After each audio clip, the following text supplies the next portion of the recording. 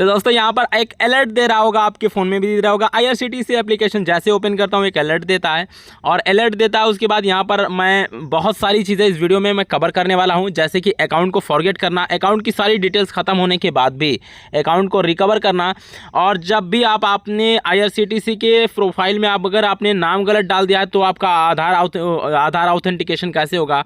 बहुत सारी टॉपिक्स को कवर करने वाला हूँ। यहाँ पर आप देख पा रहे हैं मैंने सिर्फ अपना ईमेल डाला है, ईमेल डाल के मैंने जैसे ही कैप्चा डाला यहाँ पर मुझे लिख रहा है कि आपके ईमेल पर इसका यूज़र नेम और OTP दोनों आ गया होगा।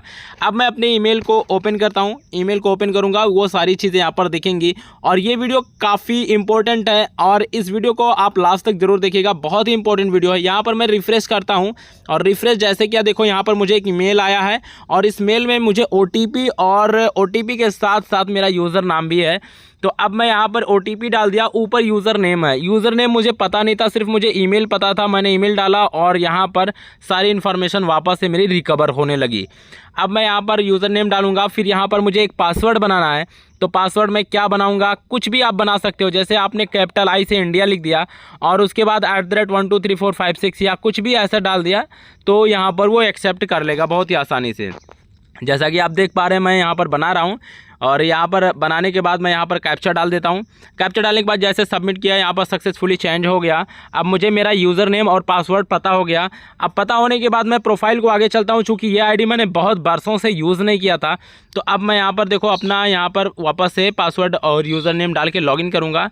फिर मुझे कैप्चा डालना रहता है, कैप्चा जैसे ही डालूंगा, डालने के बाद मैं इसको लॉगिन कर पाऊंगा। लॉगिन करने के जैसे ही बाद ये मुझसे बोलेगा कि आप एक पिन बना लो, कोई भी एक पिन बना लो। तो मैं यहाँ पर मुझे एक पिन बनाना रहेगा और यहाँ पर बायोमेट्रिक की डिटेल्स भी है, मैं उसको ऑन कर दूंगा तो मैं फास्टली IRCTC एप्लीकेशन के अंदर लॉगिन कर सकूँगा। तो यहाँ पर मैंने उसको ऑन कर दिया। अब देखो यहाँ पर प्लीज़ वेट लिख रहा है। अब यहाँ पर मैं सर्च करता हूँ LTT से बस्ती, और वो भी तत्काल में, क्योंकि जो आधार ऑथेंटिकेशन का खेल है वो तत्काल में ही है। तो हम लोग डायरेक्टली तत्काल को जाएंगे, वीडियो को ज़्यादा लंबा नहीं करेंगे।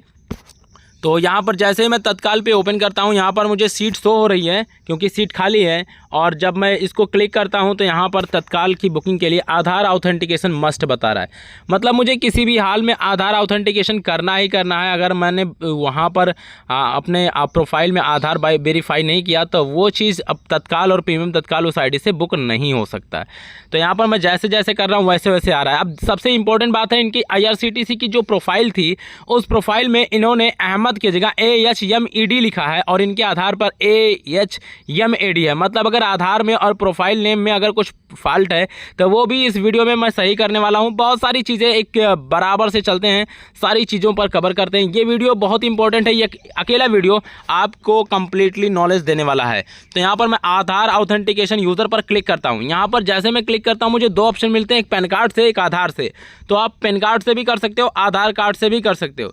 तो मैं यहाँ पर आधार कार्ड ही करूँगा और आधार कार्ड का ये ऑप्शन मैंने क्लिक किया। यहाँ पर जो है डिटेल्स शो कर रही है, यहाँ देखो जफ़र लिख रहा है, जफ़र अहमद। ठीक है, मैं आपको डिटेल्स थोड़ी बताता हूँ। यहाँ पर मुझे हाइड करना पड़ता है सारी चीज़ें क्योंकि इसका गलत उपयोग भी हो सकता है। तो यहाँ पर देखो जफ़र अहमद, ठीक है, अहमद में AHMED इन्होंने लगा के रखा था। अब मैंने यहाँ पर देखो जैसे आधार नंबर डाल के सबमिट किया, देखो लिख रहा है आधार नॉट मैच, यानी आधार मैच नहीं कर रहा है क्योंकि यहाँ पर AHMED लिखा हुआ है। ठीक है, तो मुझे सबसे पहले क्या करना होगा, इनके प्रोफाइल में जाना होगा और प्रोफाइल डिटेल्स में इनका नाम सही करना होगा। तो दोस्तों आप फटाफट से बैक होते हैं और यहाँ पर जो है अभी देखो मैंने वापस से 2-3 बार सबमिट करने की कोशिश की लेकिन ये सबमिट नहीं हुआ। ये बोल रहा है कि भैया आप बैक जाके अपने प्रोफाइल का जो नाम है वो सही कर लो। यहाँ पर देखो मैंने फिर डिटेल्स डाली, फिर सबमिट किया, फिर यहाँ पर तो अब आ जाते हैं अपने आधार प्रोफाइल वाले में, यानी कि अपने जो प्रोफाइल है IRCTC की उसमें क्लिक करेंगे। यहाँ पर मेरा नाम जो है प्रोफाइल डिटेल्स में मेरा नाम यहाँ पर गलत था और यहाँ पर जो नाम था वो AHMED था, यानी A की जगह पे E लगा हुआ था। मैं उसी को क्लिक करके चीज़ें यहाँ पर सही करूँगा, उसके बाद इसको सेव करूँगा, उसके बाद वापस से आधार की डिटेल्स डाल के इसको मैं वेरीफाई करने वाला हूँ और तब ये 101% वेरीफाई हो जाएगा। तो यहाँ पर मैं सारी चीज़ें एक बार सही करने के बाद एक बार वापस से चेक कर लेता हूँ और यहाँ चेक करने के बाद मैंने सबमिट किया, देखो सक्सेसफुली लिख रहा है। ठीक है, अभी ये सक्सेसफुली सबमिट हो गया है। अब मुझे इसको लॉग आउट करनी है और वापस से लॉगिन करनी है और लॉगिन करने के बाद जो है मैं यहाँ पर इसको चेक कर पाऊँगा। अब मैं आ गया तत्काल में, यहाँ से मैंने सर्च किया और अब जो तत्काल की डिटेल्स है यहाँ पर शो करने शुरू कर दी है और अभी यहाँ पर फिर से लिख रहा है कि अब आप आधार ऑथेंटिकेशन करो। यानी अभी तक मैंने जो प्रोफाइल नाम सही किया है वो सब सक्सेसफुल हो गया है। अब मुझे आधार का ऑथेंटिकेशन करना है, वापस से उसी जगह पे आऊँगा जहाँ आधार ऑथेंटिकेशन का ऑप्शन होता है और वहाँ पर मैं फिर से डिटेल्स डाला। देखो यहाँ पर मैं डिटेल डाल के अब इसको जैसे ही मैं सबमिट करूँगा वैसे ही ये तुरंत सक्सेसफुली हो जाएगा। तो अभी सारी डिटेल्स मैंने डाल दिया, यहाँ पर मैंने सबमिट किया। सबमिट करने के बाद यहाँ पर देखो मेरे आधार वाले नंबर पे एक OTP गया। अब वो OTP हमको डालना है जो हमारे जो नंबर से हमारा आधार जुड़ा हुआ है उसी पर OTP आया। देखो ऊपर में पॉपअप में OTP आ गया और OTP डालने के बाद यहाँ पर मैं जैसे ही यहाँ पर अपडेट करूँगा ये देखो सक्सेसफुली हो जाएगा। यहाँ पर देखो आ गया सक्सेसफुली का ऑप्शंस।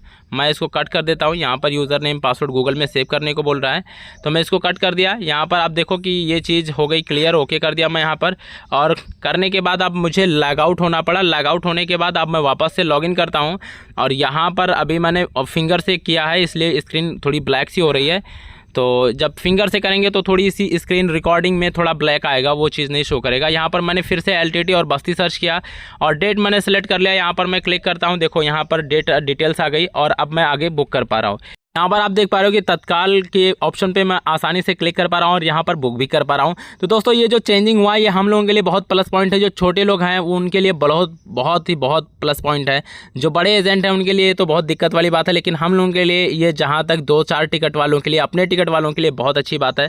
यहाँ पर आप देख सकते हैं मैं सारे ऑप्शन पर क्लिक आ गया, पेमेंट पर भी आ गया, सारी चीज़ें बहुत अच्छे से काम कर रही है।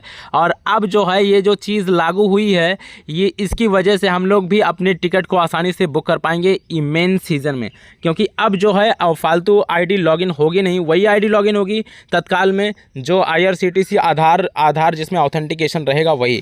तो दोस्तों इस वीडियो में इतना ही, मिलते हैं किसी नेक्स्ट जानदार वीडियो के लिए और इस वीडियो में यहाँ तक देखने के लिए आपका बहुत बहुत धन्यवाद।